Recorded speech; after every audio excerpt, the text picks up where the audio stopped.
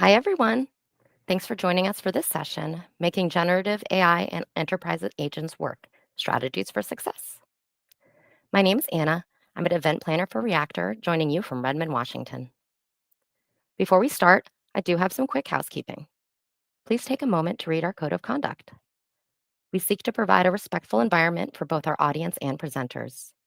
While we absolutely encourage engagement in the chat, we ask that you please be mindful of your commentary, remain professional, and on topic. Keep an eye on that chat. We'll be dropping helpful links and checking for questions for our presenters to answer. Our session is being recorded. It'll be available to view on demand within 24 to 48 hours. With that, I'll turn it over to our speaker today. Thanks for joining us. Hello. Welcome, everybody. Let's see if we can share my screen. Perfect. Good morning, good afternoon, good evening, wherever you guys are. I'm out here in San Francisco. My name is Rahul, and I'm one of the organizers of the MLOps community here in San Francisco, and wanted to welcome you all to this online event, the first that we're doing with Microsoft Reactor out of San Francisco. Let me tell you a little bit about the community. It's a global community. You can find it at mlops.community. We have a very thriving Slack channel where you can talk to experts about your ML, Gen AI, and LLM kind of operations and different pieces that you can put together to ship AI models in production. Our founder, Demetrius, also hosts an amazing podcast. And we have 35 local chapters all over the world. So you can find more information if you go to that website. This is one of the first, well, before we jump into what the speakers are going to be, let me give you a quick overview of like where the MLOps community operates. So we're here to talk about generative AI and AI agents. And this is one of these architectures that I've come to build out for myself through some of my work as a founder or as a consultant. But it kind of gives you an overview of all the different pieces. The user is using an app that talks to a backend, which may upload files, and you already know what retrieval augmented generation and APIs look like. But as we go from retrieval augmented generation and search to agents, there's multiple other pieces that come into play. We have memory and preferences, LLM proxy routing or mixture of experts, events and scheduling, and I think Love is going to talk at the end about Copilot and events and triggers. We have actions wherein your agent will talk to tools, and human in the loop wherein the agent is going to ask permissions to the user. Obviously, all of this needs an infrastructure that you can run these tasks in a very secure manner, especially if it's on demand, on schedule, or even when the user is not in front of the laptop, right? And so when that is happening, you need a very minimum privileges execution environment, more so if the agent is generating is agentic and generating code and executing it. You'd obviously have some observability, which Karthik will talk about. And at the end of the day, what your agent actually does is the magic that is provided by the prompts and the fine tuning, which Mike will talk about. So that's what we have for you today. How do we get this generative AI and enterprise agents to work? We have a panel of amazing speakers, and we are here collaborating with Microsoft Reactor. And thanks, Microsoft Reactor, for hosting us online. They're an amazing partner for us here in San Francisco. We've had some amazing events at their local venue. In fact, we have an upcoming one next week. So if you are based out of San Francisco, I know you guys are global, but in case you're coming out to San Francisco or you're here already, we have an amazing event next week about building agents, and that is also at the Microsoft Reactor in the, I think, 555 California location. So without further ado, I'm going to turn it over to Mike, our first presenter, who's going to talk to us about prompt engineering.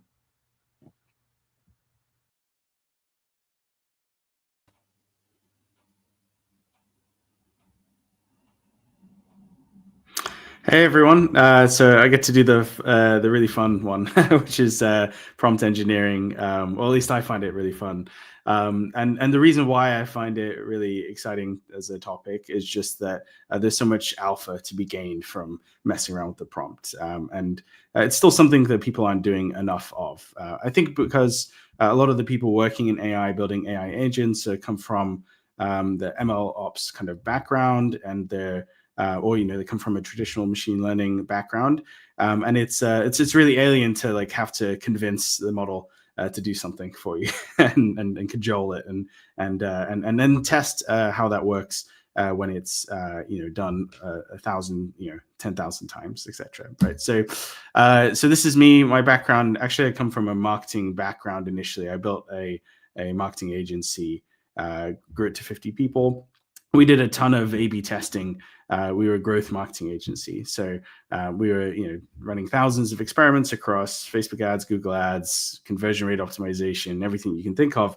And so when I left the agency in 2020 and got access to GPT-3 that same year and was gainfully unemployed during COVID, I just went hit the ground running. And since AI has taken off, it's become now a full-time profession for me as a prompt engineer. Recently, I published a book actually on prompt engineering for O'Reilly. So, I can say, I wrote the book on prompt engineering. No, there's a lot of good material out there already, to be honest, and lots of good books have come out since. So you don't have to go for mine. Cool. So what is prompt engineering? I'm going to define it, and there's a lot of different definitions out there. But I'm going to show you an actual use case. So this is something that I really worked on. It was for Lenny Rajitsky for his newsletter. It was something, a task I was working on to go out for his post, his audience of product managers. So you could actually use this prompt template if you're a product manager, and it should get you better results when you're briefing products. The task that I wanted to automate with AI is to write a PRD for a feature. And specifically, this feature that we're testing it on is it's actually a famous kind of task in the well, as famous as something can be in the product management space. But it was because there was a PRD that was shared by someone working at Lyft, which detailed how do they write PRDs, and people use that as a template. And the one they wrote was specifically how to allow passengers to contact Lyft drivers directly to recover lost items. So I think it's a pretty good test case for us. And the reason why I chose this task is because product managers write a lot of PRDs. It's very time consuming, something that you really want to kind of figure out the product strategy, but then once you've got a good angle of attack, you really don't want to have to do as much admin. So this is the perfect type of task for AI. If it was a task that we weren't doing very often, if it was something that we're not going to use again, or we don't know where we're going to use it again, then I wouldn't say you need to spend much time prompt engineering. It's really when it's something that is going to be something you do on a weekly, monthly basis, and therefore it makes sense to put more effort into it. Or at the extreme end, which is like where my clients tend to live, is when you're actually building a product that would write PRDs for people, right? So if you were building a product management assistant, then that's when you really need prompt engineering in order to scale this up and make sure it's reliable every time it writes a PRD. So this is the naive response, and don't worry, this is small text. We're not going to go too deeply into this, and I'm happy to share the slides afterwards so you guys can take a look. But I'll just kind of summarize what it's done here.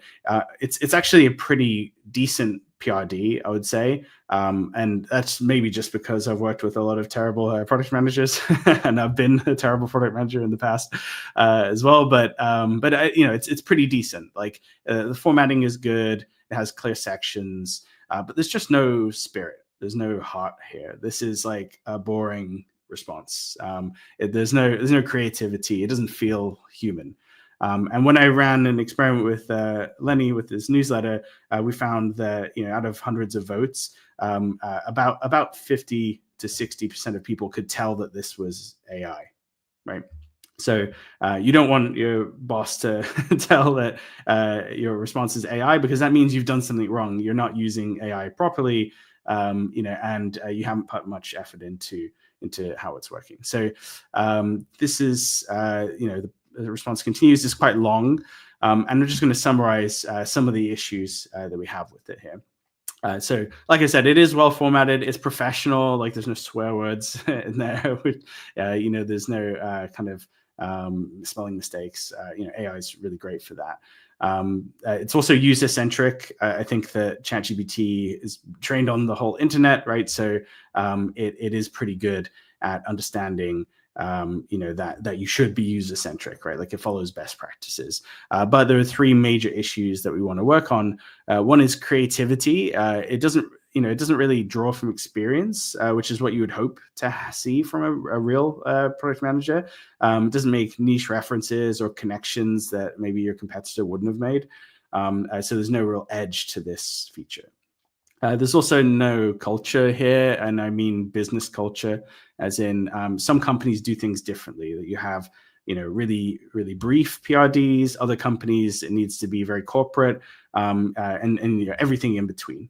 So that's something that quite often when I'm working with clients, they have real problems with, not making something objectively better, but making it subjectively match the way they do things in their company culture. And then the third thing is hallucinations. So it actually made up a bunch of statistics, and we'd have to go and fact check them. And that's becoming less of a problem over time, but it's still always going to be there. Humans hallucinate too, by the way, but with AI, it's a real problem, because people get in trouble if these things are wrong. So those are the three issues. And I would say that whenever you're starting prompt engineering, the very first thing you need to do is try and find a good example of a response, try and find a bad example of a response, and then just look at the difference. And quite often it's just, what do I like about this? Like, or if you're working with a stakeholder or domain expert, what do they like about this? And just formalizing that gets you quite close towards being able to evaluate these prompts over time. And if you can evaluate them with a formal grading metric, then you can test them. You cannot improve something that you can't test, right? So you need that evaluation. That's where I always start. Cool. So I would say prompt engineering, my definition, I'm going to drop it in here, is just this process of running a prompt template, evaluating it against some sort of grading metric, and then making changes in order to get it to give you more better results, or quite often the results are okay most of the time, but just to make sure it's reliable. Like, when you run it 100 or 1,000 or 1,000,000 times, you're not going to have too many errors, because the results that you get back from AI are non-deterministic. So it's something you really have to check. And I think that's the difference between just prompting or best practices in prompting and actual prompt engineering. When you need to make sure it works well every time, you need to make sure it's much more reliable than the average prompt that you would use.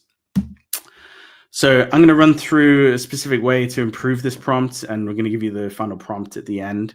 And you should be able to see, from this checklist of 5 things that you can actually improve pretty much any prompt. And actually, it's pretty rare that I run through this whole checklist and I haven't at least gotten the prompt good enough for production, or good enough for automating an internal process. So if you follow these 5 principles in order, then hopefully you'll be able to stop at principle 2 or 3, and quite often you get good results. So these are generic, meaning that it doesn't really matter which model you're using. Like, I'm using GPT-4o and ChatGPT here, but even with the newest models like O1 Pro, or Claude 3.5, 3.6, whatever you want to call it, or the image models as well. These principles always work. And funnily enough, from my background as someone who ran a marketing agency, I recognize that these principles also work when you're managing a human intelligence, right? So it's not just useful for artificial intelligence. And I think that even as the models get better, these are still going to be useful. So what are the principles? I'm just going to do a quick run through, and then we're going to show an application of each one. Give direction, so describe the desired style in detail. Specify the format, like what format do you want back. Providing examples, this is a big one, but it can take time to find good examples of the task, particularly when the task is quite important internally or like not often shared externally.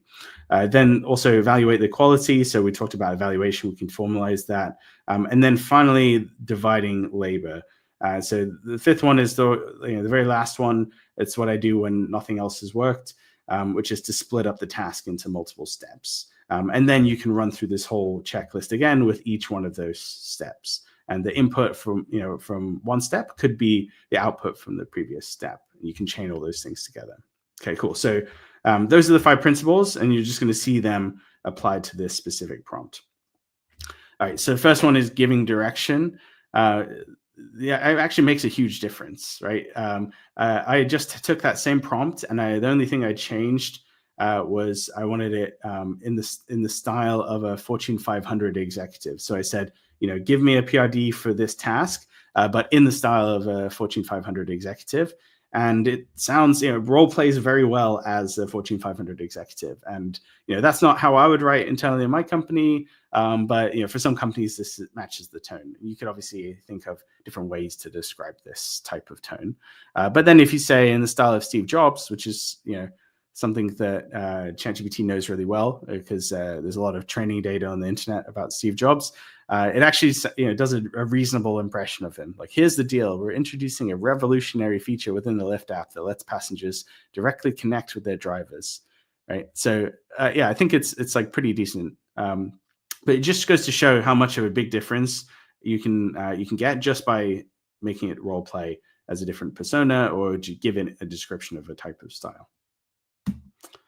Next one is specify format. And, I'm not talking about like, hey, I want this in JSON, because I'm going to use that data to display on a web page, or I want this back to me in YAML or whatever it is. I'm talking about like the actual structure of the response. So in this case, we have a lot of hallucinated statistics in the naive version. If you just ask ChatGPT, it's going to make up a bunch of stuff.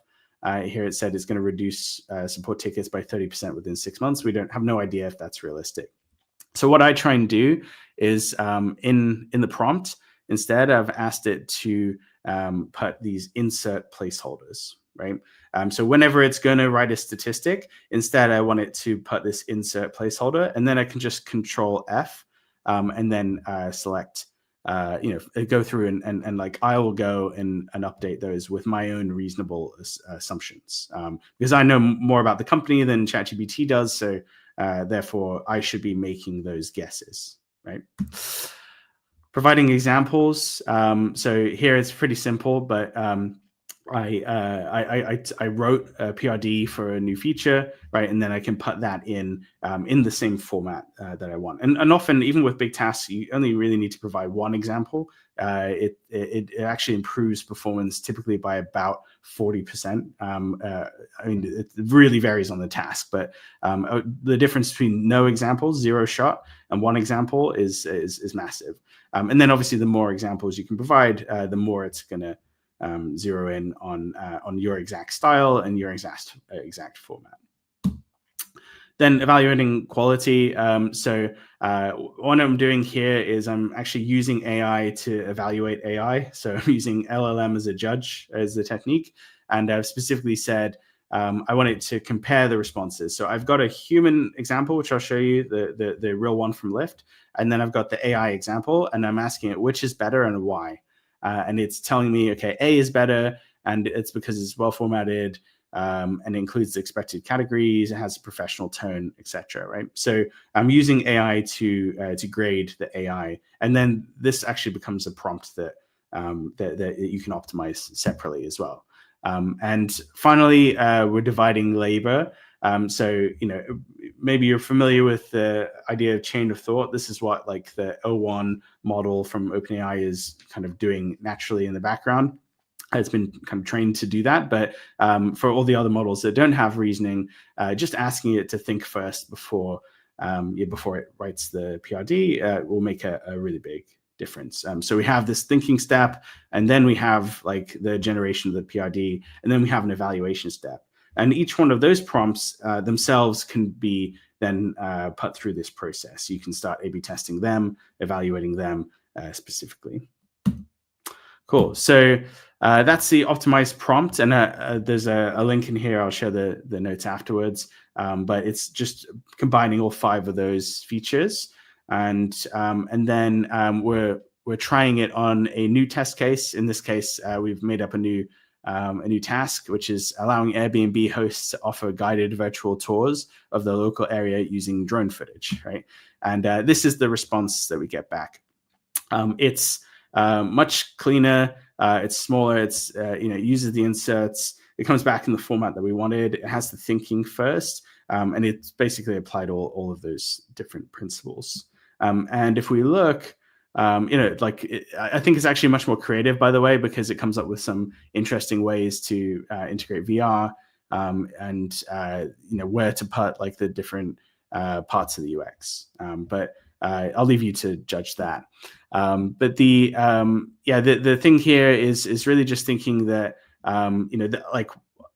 it's just by applying those 5 principles, it took me 20 minutes whatever to test a few different ideas.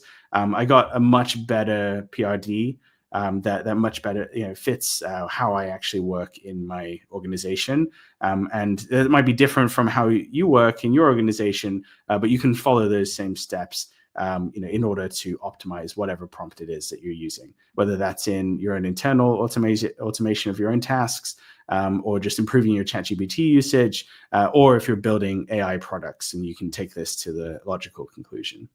Cool. So the 5 principles, etc. It's all the forms the basis of my book. There's a link there on the screen, short link there, if you want to check it out. It is a coding book, a technical book. So the first chapter is just kind of these 5 principles, and then everything else is code examples.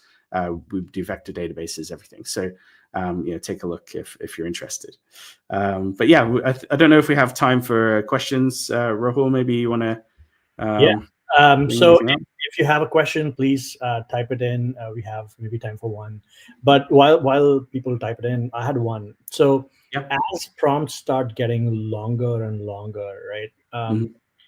Do you feel like the attention mechanism of the Gen AI large language model is able to pay attention to the right sections? How do you kind of balance out putting more instructions versus where does the agent focus inside the prompt?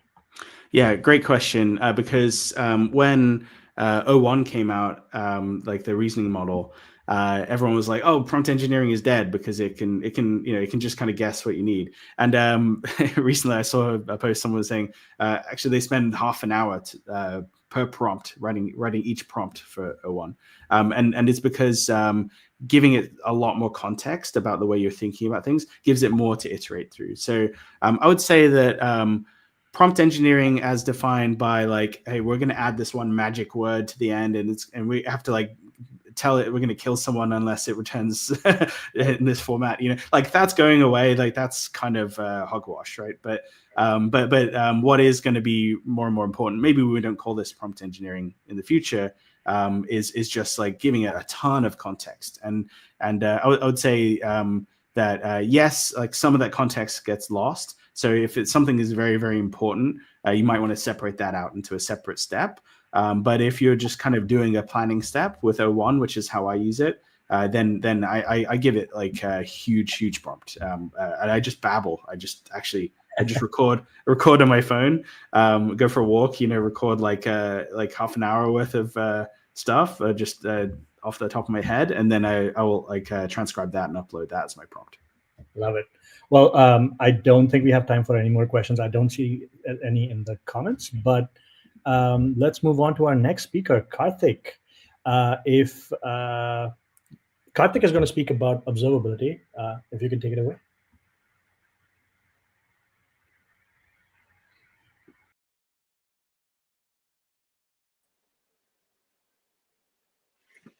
All right, so today I'm going to talk about LLM application observability. First off, my name is Karthik. I'm the co-founder and CTO of Langtrace. Langtrace is an LLM application observability and evaluations platform, which is fully open source. I will talk more about Langtrace in a bit, but before that, let's get started. What is observability? So typically in traditional software systems, observability is defined as the practice of monitoring, or rather understanding the internal state of a system at any point in time by looking at its external outputs.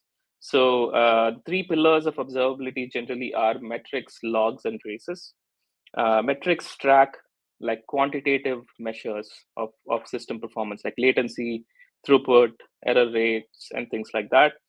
Logs are like unstructured messages that are emitted by various parts of your system, like database, servers, clients, whatnot. And traces are structured messages that track the order of operations, most importantly. So if you have like a product that has like a front end, back end, a bunch of microservices, database, and whatnot, all the messages that are being passed from front end, like anytime a user interacts with the app, that translates into a request that flows down through your system to the backend. Then it goes to another microservice. Then there's like message passing happening between different microservices. And then it hits the database at some point, reads some information, and goes back to the user. So this entire path of the message from the user down to the system and then back to the user is tracked as structured messages, and then it's captured as traces, and you have observability systems that show you like how a particular request performed in its entirety. So all of this put together is generally what observability means. And primarily, observability is useful in order to measure systems performance, as well as to identify any issues and fix those issues. But what is LLM application observability, right? So now we are dealing with large language models, and products are quickly adding AI-based features, or in general, a lot of products are built ground up using LLMs. And LLMs are these non-deterministic black box systems.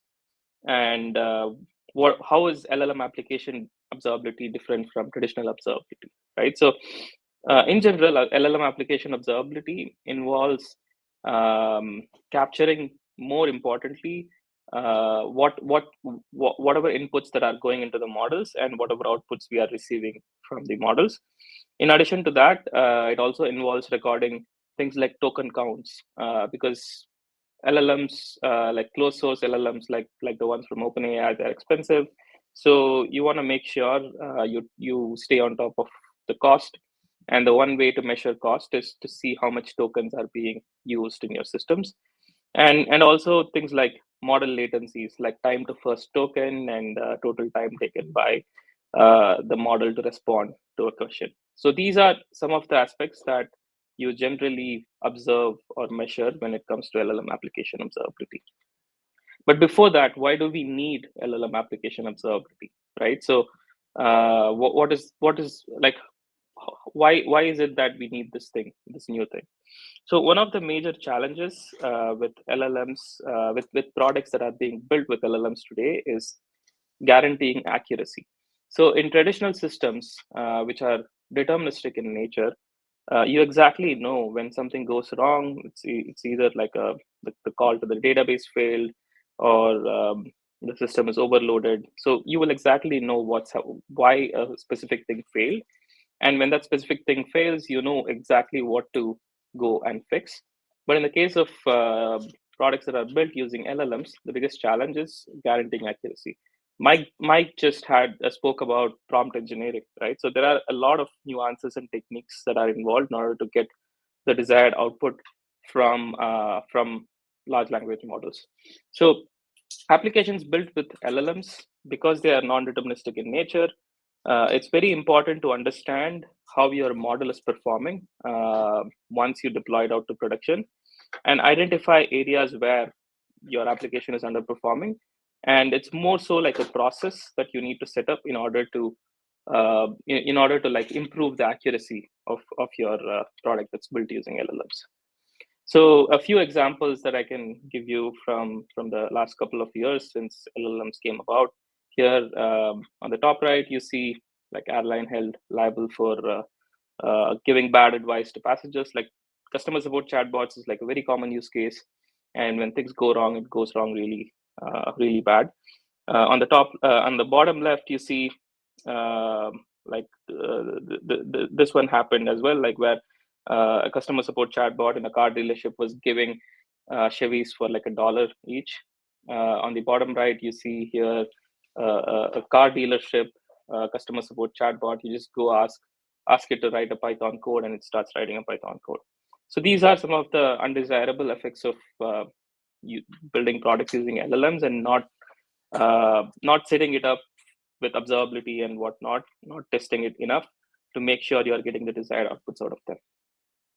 So let's run through the workflow of building products using LLMs and how it's typically done, and what else can you do to improve this process. So typically, when you're dealing with LLMs, obviously the first step is identifying the right prompt. Right, so you do prompt engineering, you iterate on your prompt, you try to identify the right prompt, the right model. Like in some cases, certain models are suitable for certain use cases, so you would also need to find the right model, and also you would also need to find the right model settings. Right, so a model has like a bunch of different settings, like temperature, max tokens, and whatnot. So you need to find the model settings, and also the right prompt. Obviously, for your use case, you will start by like doing prompt engineering using a bunch of different techniques. You will come up with a prompt, a most ideal prompt.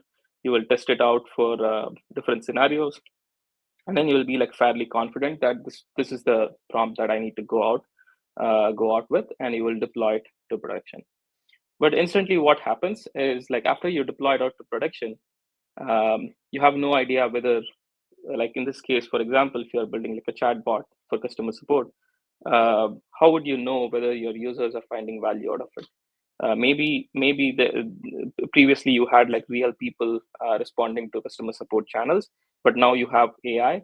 But has that improved the value that you are delivering to your users? It's not clear, right? So that's one thing. Secondly, how accurate are the responses that are coming out of your AI-based chatbot?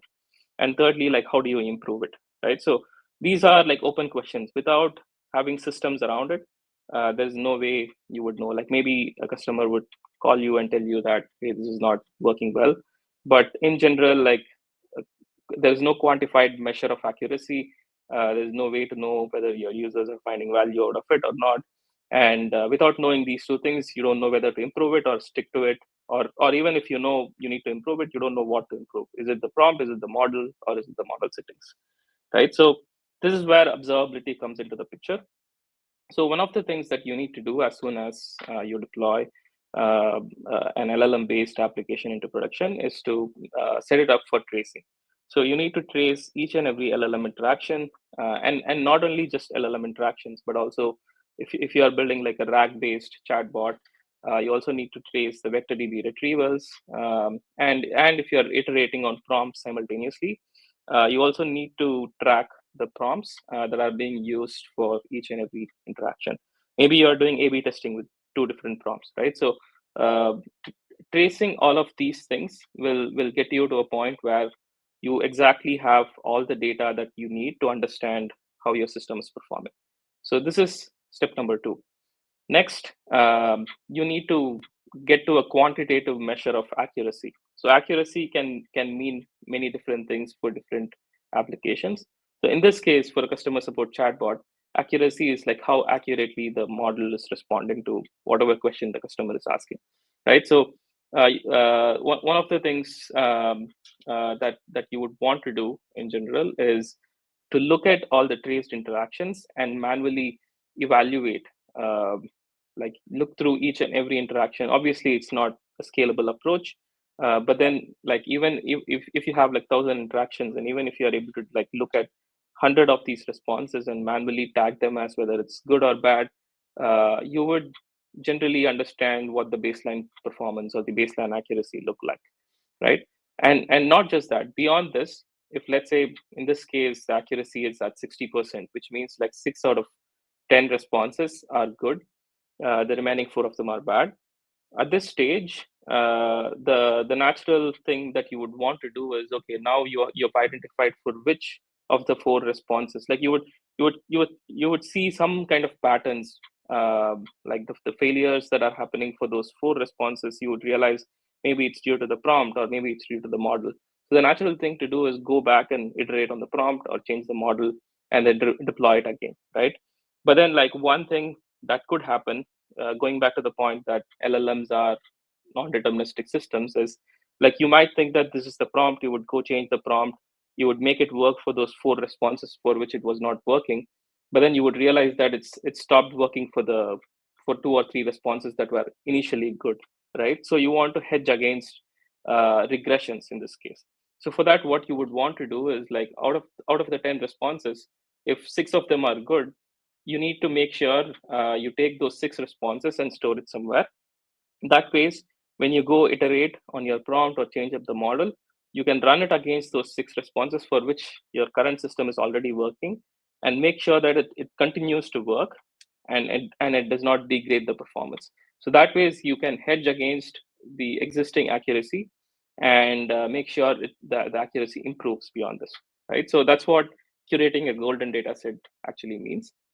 The next step is, like I said, manual evaluation can get you to a certain level, but beyond that, you need like a sustainable, like a scalable approach, for which you need to set up some automated evals. Mike talked about setting up like LLM based, like LLM as a judge sort of evals. So you can set up that's one common way to set up like automated evals, but there are various other techniques. But because you have like a golden data set which is already curated, you can write some automated tests. You can run it on a periodic basis. You can set it up in your CI/CD pipeline, like Jenkins or Circle CI or GitHub Actions. And anytime it fails, you can set it up to alert you on all your alerting systems like Slack, PagerDuty, or anything else that you use. So every time you like now you have like a process in place. So every time you make changes to your system, be it the prompt or the model setting, you trace it, you either manually evaluate it or run it against the automated eval system that you have set up. And you can set up like criteria. You can say, like, if the system is if the output of the automated eval is less than a particular value, don't deploy it to production and just alert me. You can set up something like that. And at this stage, you will start noticing that your accuracy is going up. And the more the iteration that you do, you can like systematically go from like 60% to over 90% over like multiple iterations. So instead of just like doing prompt engineering and deploying it like randomly, if you have like a system in place for tracing, manually evaluating, curating golden data sets, and automatically evaluating all your LLMs on a regular basis, it sort of sets you up for success in terms of improving the overall reliability and performance of the product that you're building. So that's basically the gist of why you need observability when it comes to building with LLMs. But coming back to what Langtrace is, right? So Langtrace is an open source LLM application observability and evaluations platform. So essentially, the entire process that I showed you, all of this can be set up using Langtrace, and it's fully open source. We also have like a managed offering where you can just sign up and use it, but you can also self-host and run Langtrace in your local environment as well. Setting up Langtrace is very simple. It's just 2 lines of code. You just install Langtrace's Python or TypeScript package, generate an API key, and it's just 2 lines of code. You just set it up at the top of, like, at the entry point of your code, and it's going to automatically trace all the LLM interactions, vector DB interactions, framework calls, and whatnot. Some screenshots from Langtrace I've shown here. This is like the traces view for a Crew AI agent. As you can see, it shows all the Crew AI calls. In addition to that, it also shows the calls that are happening under the hood. Like Crew AI uses mem0 for memory, ChromaDB for vector DB calls, OpenAI embeddings for creating embeddings. So you can see like which call is taking how much longer, and you can also click through each one of these traces to see what messages are being passed from one layer to the other. You can also track metrics like cost, token usage, latency, and things like that. You can also manually evaluate traces. So in this case, you can see the entire conversation, and you can evaluate these traces for various tests. And you can also create an eval metric yourself. You can give it your own scale and trace it. You can run automated evals and report back the results of automated evals to Langtrace. In this case, you are looking at like some model graded fact accuracy measures run against like a bunch of different models. And these are like human evaluations, like the overall human eval scores. But yeah, that's pretty much what LLM application observability is all about. Thank you. If you have any questions, feel free to share it on the chat. Thanks, Karthik. This is great. So personally, I do realize that having great observability helps you iterate faster. While people chat their questions, one question I had is, as the maturity level of, let's say, a dev team increases with these, they also want to maybe investigate fine tuning with DPO or stuff like that. Is observability the right place to also capture, like, hey, this is what we said to the user, and this is what we should have said, so that you have these accepted and rejected responses to use for fine tuning? Yeah, great question. So one thing that I strongly think about is that LLM application observability plays like a much bigger role compared to traditional observability, in the sense that because you are capturing the model, the inputs and the outputs generated by the model within this observability system for LLMs. These request response pairs also double as like good data sets for fine tuning models, right? Typically, if you don't have like a representative data set for whatever application that you're building, it's a common tendency to go generate this synthetic data set using an LLM.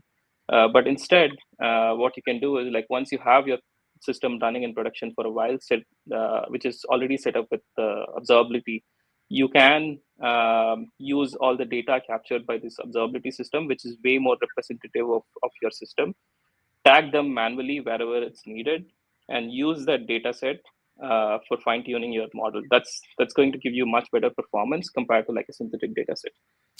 Awesome. Well, I don't see any questions in the chat. If there are any, Karthik, please do respond on YouTube.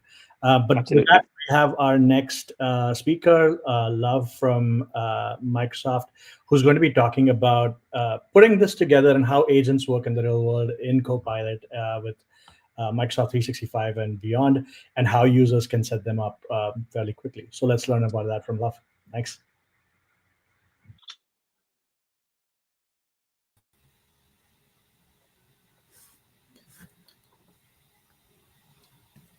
Hi everyone, my name is Love, and I'm going to be talking quickly about enterprise agents in Copilot. So I do work at Microsoft, and since Copilot came out, ever so long ago, it has been my world, and I've really been supporting large enterprises with basically adopting Copilot, adopting agents as they're coming out, and learn more about them.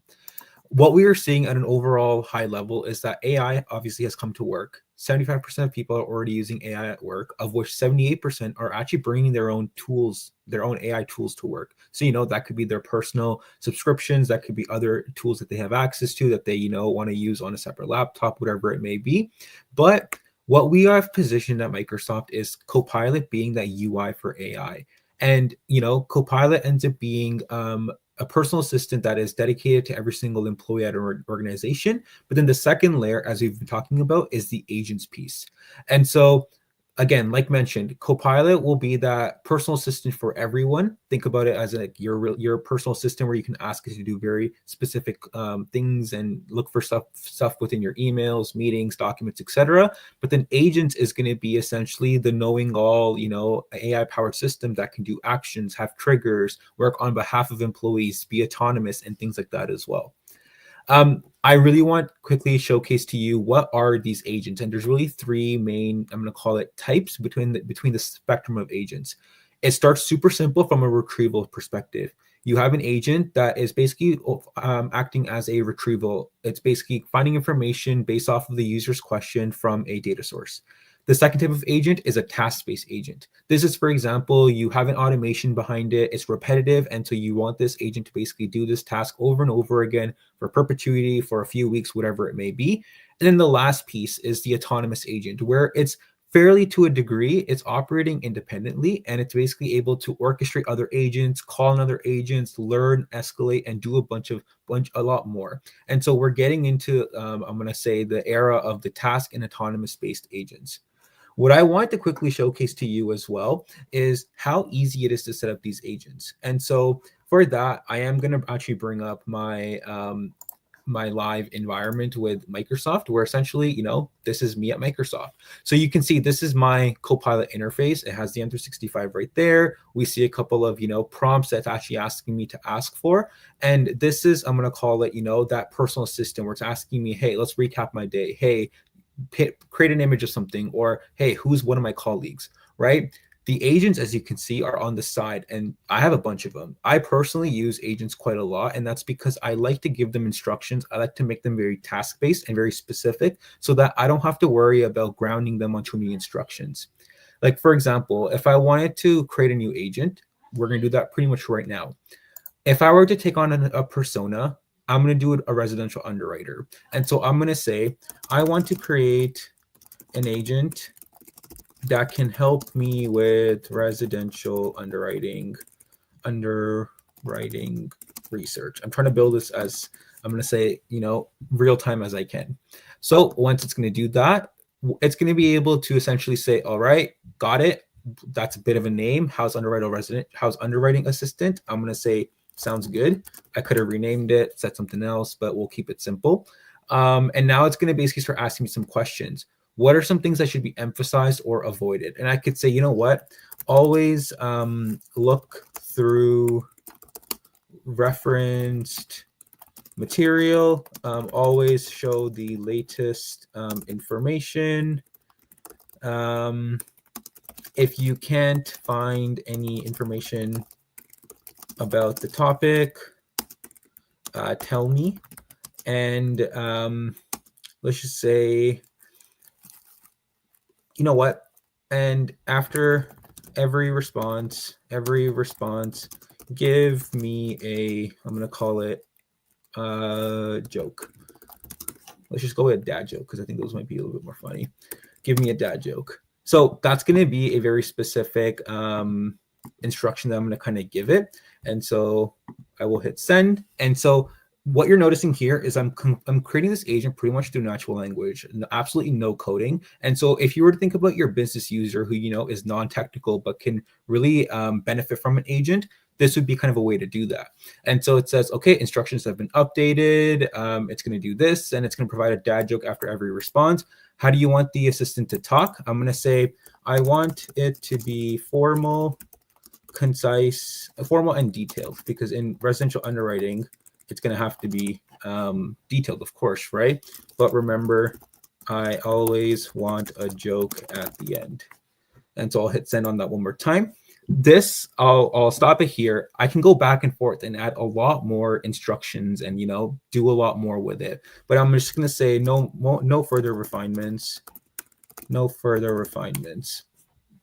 And so once it's ready, it's going to take me to the next page where I'll be able to essentially now go and try it out. So it's saying, hey, try it out in the separate chat dialog to the right. So if I actually go to the configure tab really quickly as well, this is actually my agent. So you can see it's called residential underwriting. It has a description. it actually has the instructions based off of my chat dialogue with it. It said avoid providing legal or financial advice, maintain a professional and informative tone, provide a dad joke after every response. So this was all blank before I kind of got here. So if I were to hit, create on this agent right now, it's just going to leverage pre-trained information. But maybe, again, in underwriting, I have a specific document or I have a specific knowledge source that I really wanted to leverage. What I'm able to do is I'm able to basically give it some knowledge. I'm able to give it some information that it can actually leverage and it can basically pull from. So I'm going to quickly look for my folder that I called underwriting. And there's going to be a few documents in there. And so this is the one. I'll hit select and it will take its time and it will, it'll have it referenced. What you're also able to do is that if you have first party or third party data sources as well, you are able to actually pull those in. So like you see Azure DevOps, you see enterprise websites, ServiceNow, etc. So although I'm giving you the example of a residential underwriter, you can do a lot more with it. You can also, turn on different abilities like the code interpreter or image interpreter, which leverages different models as well. And it's also giving me a few starter prompts. And if I actually go in to try it, this is what my agent will look like. And so I can actually kind of go here and test it out. And basically, before I kind of publish my agent, try it out a little bit. So let's just say I have a document that came across my desk and it says depreciation. So I can say, how do I handle depreciation of assets? And again, what this will do is this will take my prompt, it will ground it on all the instructions that I provided it, and based off of that, go to my, repository information and, give me the response based off of that. So it's going to give me, okay, useful life, depreciation method, these are the types, this is how you calculate it, et cetera, et cetera. It's going to keep going because depreciation is a very complicated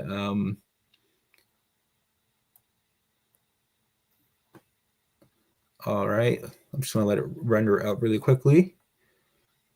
And there we go. That's what I was waiting for. That's why I was kind of paused over here. I was like, where's the dad joke? That's an instruction, right? So I have all this information here. I have the references that I asked it for, as well as I have the dad joke right here, which it has put in, right? So I can basically go back, put these instructions, and I can always put whatever instruction I want. Another instruction that I've commonly seen as well is like always respond in English and French. For example, for some reason, maybe you always want that French translation below. Instead of adding that to your prompt, you add that to your instruction, and now you're always going to get that piece, right? And very simply, I can go to create. This agent will create, and it'll be one of the many agents that I have access to that I can click on and go in between. So if you think about me as, again, that underwriting residential agent for, a company, I now have an agent that I can leverage that I've essentially given instructions, and that will be able to essentially, go in and start giving me information as I need it. So it's literally right here, and I can kind of still keep asking it questions, whatever it may be, right? So I'm not going to ask it just because, or let's just click on this one in the meantime. But this is essentially the RAG-based agents, which are very simple, and we're using natural language really to make that. What we are going into is the next iteration of this, where again, we have task-based or we have autonomous agents, right? And again, there's the little dad joke for you.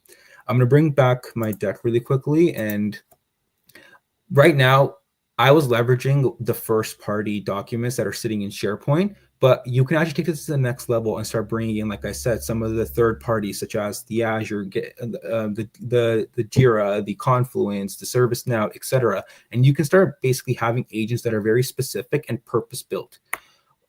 This is a quick, I want to say, diagram. So if you were to think about, your end user, your business users that are usually non-technical folks, how do you kind of give them a UI so they're not essentially like AI switching? We heard of app switching in the past, but now there's like a new concept of like you're not switching to different AI models or different AI chatbots so that you're accessing different information. How do you make that all pretty much streamlined to them from a UI perspective? A prime example of this that we actually have coming out as well is the employee self-service agent, which I actually had pinned if you saw on my screen before. And so this is like, for any organization might be leveraging some Workdays, ADPs, Fidelity, SuccessFactors, and others. So instead of me having to log into, for example, ADP to see what my paycheck looks like, I can essentially ask this and it can retrieve that knowledge for me. On the flip side, we have the task-based agents, which are basically going to be able to be like, hey, I want to create a case in Workday because of this, or I want to take 3 months off for some reason. And so instead of going to that portal and basically pulling it in and typing it in or clicking around, you can leverage the agent to essentially do that task for you, as well as, updating support tickets. So what's the most recent support ticket? Put a new comment in, and it can do that for you. So again, when you think about the app switching or the AI switching, you're really streamlining all of that work into these agents that are all being surfaced to the end user by Copilot. So that's quickly what I wanted to share from the agent's perspective. And what we are seeing as well is, again, you saw I had a bunch of agents on the side, is that there are power users and there's some key things that they do very differently. One of them being is that they use AI and agents wherever possible. That's what I do. When someone says a question to me, I always, go to Copilot or go to an agent and ask it a question. And even when I have some workflows, I use an AI process as well. Like, for example, this one's pretty key to me, but my manager, when I have a one-on-one with her, on a weekly basis, I am a person that, writes notes about what I achieved in the meeting, right? Or in a work week that I did.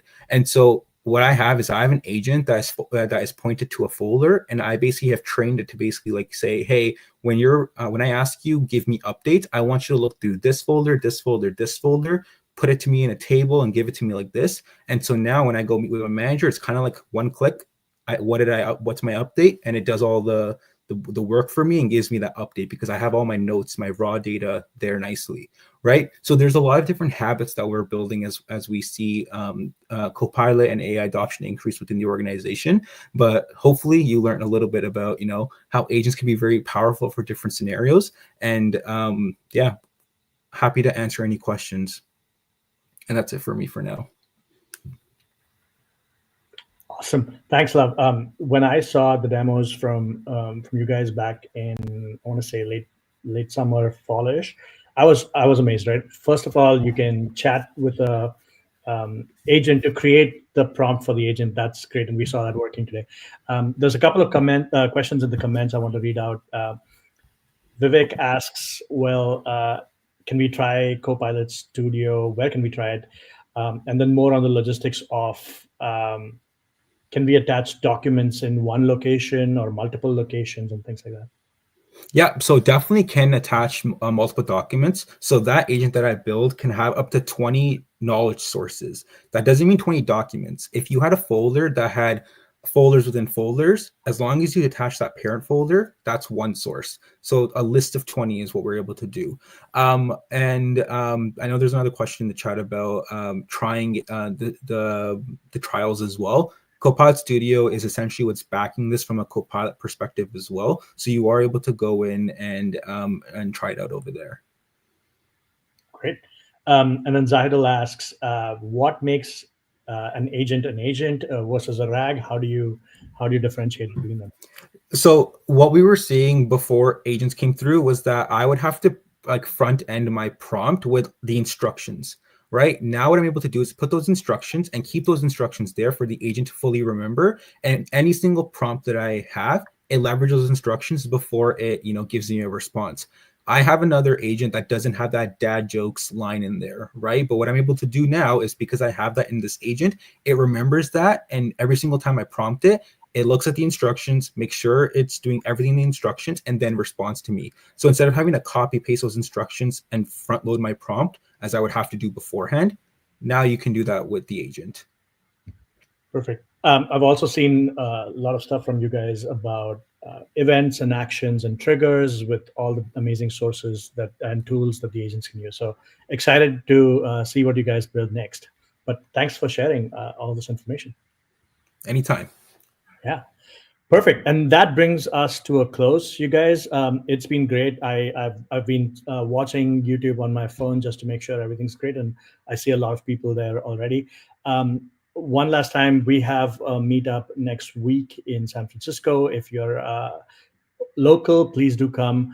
Earlier I had a small mistake there where the registration was capped, but I've changed that. And so you can now register. Thanks again, everybody, for joining us. Thanks for the panelists to speak and It's been great to learn from everybody. And lastly, thanks again, Microsoft Reactor, who's done the community a solid and helped us through hosting amazing community events like this. We'll see you guys again next time. Thank you.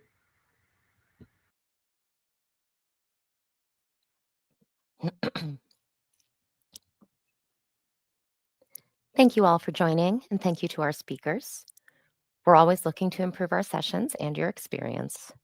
If you have any feedback for us, we would love to hear what you have to say. You can find that link on the screen or in the chat. Today's event code is 24580, and we will see you at the next one.